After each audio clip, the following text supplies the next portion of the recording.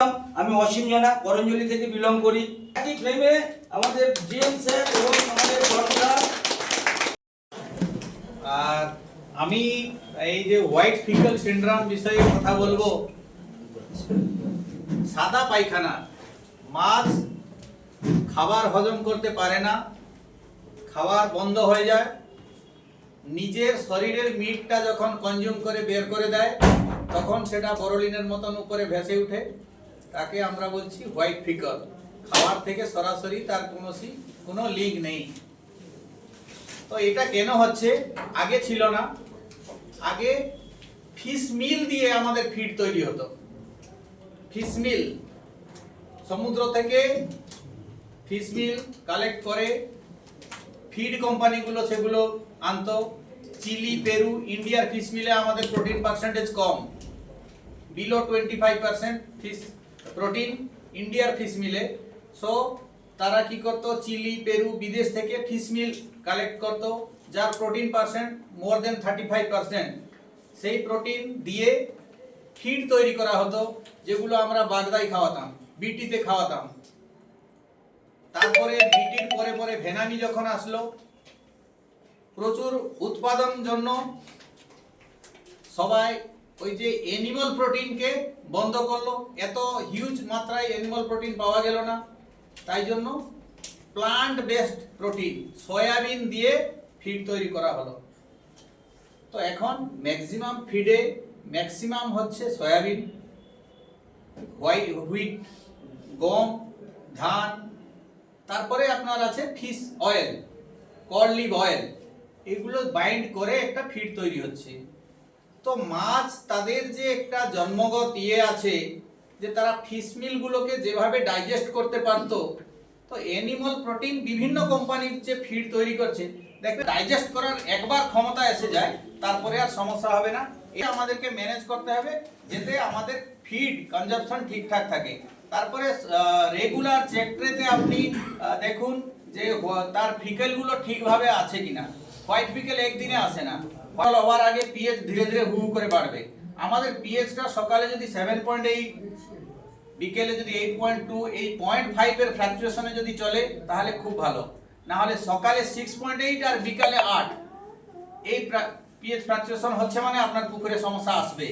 তার জন্য আপনি আপনার টেকনিশিয়ানের সঙ্গে পরামর্শ করে পুকুরের পিএইচটাকে কিভাবে ব্যালেন্স করবেন এটা দেখবেন। আর ঠিক হোয়াইট ফিকল 4 থেকে 5 গ্রামের সময় আসছে। 30 দিনের মাছে খুব রেয়ার পাওয়া গেছে, কিন্তু ম্যাক্সিমাম আপনার 45 দিন থেকে হোয়াইট ফিকল শুরু হয়েছে।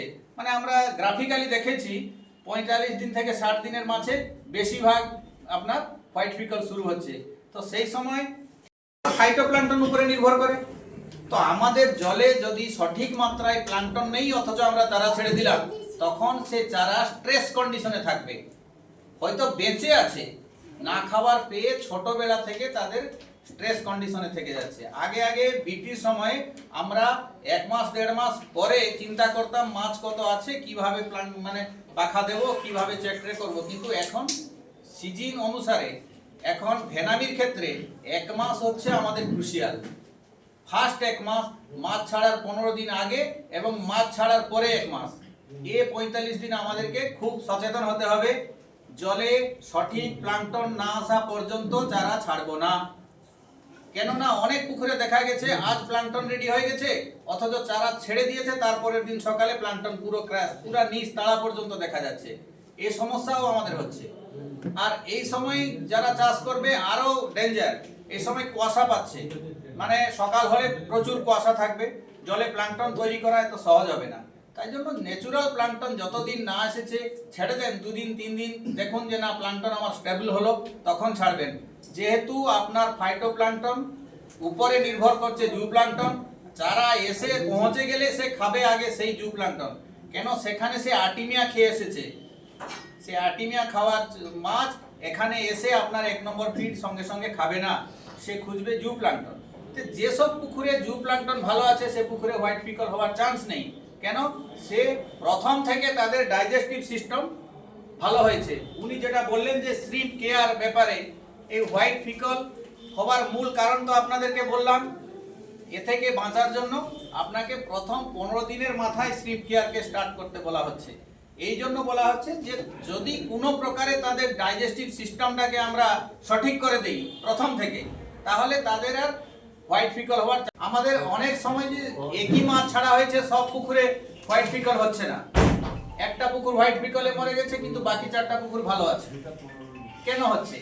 সেই মাছ তার বডিতে যে সেই সয়াবিনকে কনজিউম করার ক্ষমতা তার ভিতরে তৈরি করতে পারে না। এটা একটা মূল কারণ আপনার হোয়াইট ফিকল হওয়ার। আর একটা হোয়াইট ফিকল হওয়ার মূল কারণ হচ্ছে আপনার পুকুরের পরিবেশ। ধরা যাক গত বছর একটা পুকুরে হোয়াইট ফিকল হয়েছিল, আর সেই পুকুরে আমরা এবছর সঠিকভাবে প্রিপারেশন না করে সেইখানে আবার মাছ ছাড়েছি, তো সেই হোয়াইট ফিকল ভাইরাস সেটা ভাইরাস ভাবে তোমার পুকুরে স্টার্ট হলো। এটা দ্বিতীয় কারণ। তৃতীয় কারণ, অনেকগুলো প্লাঙ্কটন বারবার ক্রাশ হওয়া। একটা পুকুরের পরিবেশ বারবার সমস্যা হয়েছে, মাছ ছেড়ে দিয়েছে, প্লাঙ্কটন কেটে গেছে, আবার এটা সেটা দিয়ে প্লাঙ্কটন করে নিয়েছে। এই বারবার প্লাঙ্কটন ফ্রাকচুয়েশন হওয়ার পরে নিচে যে ডিকম্পোজ হয়েছে জিনিসগুলো, সেই ডিকম্পোজ থেকেই হোয়াইট ফিকল শুরু হয়েছে। তো হোয়াইট ফিকলের একটা কারণ থাকলে আমরা হোয়াইট ফিকলকে ধরে নিতাম যে এর জন্য একটাই ঔষধ আছে। যেহেতু তার এতগুলো কারণ জন্য হোয়াইট ফিকল আসছে, সেই জন্য আমাদেরকে ফার্স্ট কি করতে হবে, মাছের ইমিউনিটি বুস্ট করাতে হবে। যে চারাটা আমরা নিয়ে আসছি পুকুরে সঠিকভাবে আমাদের জু প্লাঙ্কটন, ফাইটোপ্লাঙ্কটন এই দুটোকে ব্যালেন্স করার জন্য। কেন? যখন আমরা চারা ছাড়ছি 10 PL 9 PL এর চারা ছাড়ছি, তারা সঙ্গে সঙ্গে এসে 1 নম্বর ফিড খাচ্ছে না। আমরা ফিড দেই বটে, তো ফিড তারা খায় না, তারা জু প্লাঙ্কটন উপরে নির্ভর করে না। তখন দেখবেন আপনার প্রচুর খাচ্ছে, চেকে যত দিলে খেয়ে যাচ্ছে মাছ, তখন আপনি বুঝে নেবেন যে আমার সমস্যা আসে যাবে। তাই জন্য আপনাকে পুকুরের পরিবেশ দেখতে হবে, নিচে নেমে মাটি টাটিগুলো চেক করতে হবে, সত্যিকারে ফিড চেক ট্রেতে খাচ্ছে না বেডেও খেয়ে যাচ্ছে সেটাকে আপনাকে লক্ষ্য করতে হবে। যখন বেশি ফিড খাচ্ছে আপনাকে যদি ম্যানেজ না করছেন, তখন আপনাকে সমস্যা নিশ্চয়ই আপনাকে এসে যাবে, কেউ কন্ট্রোল করতে পারবে না। আর একটা জিনিস দেখবেন, হোয়াইট ফিকল হওয়ার কিছুদিন আগে প্লাঙ্কটন ক্রাশ হওয়া শুরু হয়ে যাবে।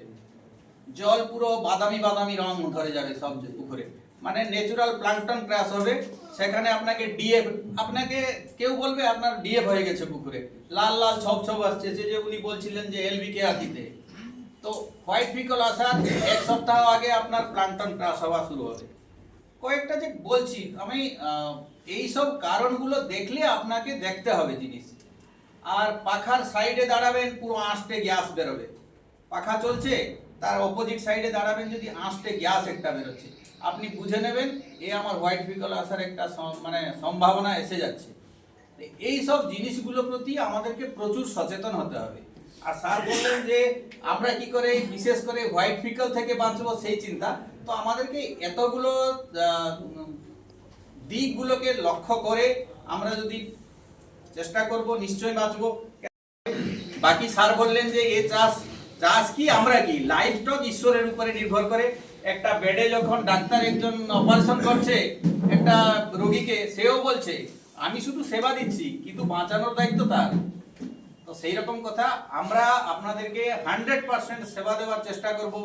যে কোনো, যেহেতু আমাদের কোম্পানির R&D স্বতন্ত্র আছে, আমরা প্রতি সময় যে সব সমস্যা এখানে দেখি সঙ্গে সঙ্গে অফিসকে জানাই। এখানকার কিছু কালেক্ট করে স্যাম্পলও আমরা পাঠাই, সেখানে তারা টেস্ট করার পরে এর বিরুদ্ধে কি কি জিনিস বের করতে হবে তারা বের করায়। ভিব্রন বলে একটা প্রোডাক্ট আসছে, ভিব্রন অনলি 2 গ্রাম থাকবে। যেতে রানিং মোর্টালিটি সম্বন্ধে স্যার বলছিলেন যে রানিং মোর্টালিটিটাকে কি করে কন্ট্রোল করা যেতে পারে। রানিং মোর্টালিটি সিনড্রোম সে ভাইরাস বলে এখনো ডিটেক্ট হয়নি, শুধু মাছ মরছে। সেটা ইএইচপি থেকেও হতে পারে, প্রথম চারা আসার সময় ইএইচপি থাকতে পারে, কোনো পুকুরে জল শুকেনি অথচ মানে আমরা কি করছি, পুকুরটা এমনি খালি শুকনো হয়ে গেছে, জাস্ট মাটি খোলা হয়ে গেছে, কিন্তু কিছু কিছু জায়গায় এখনো ভিজা আছে, তো সেসব জায়গায় ইএইচপি থাকতে পারে। তো সেসব পুকুরে প্রচুর মাত্রায় মিনিমাম 300 কেজি করে চুন যদি আপনারা দিয়ে রাখেন।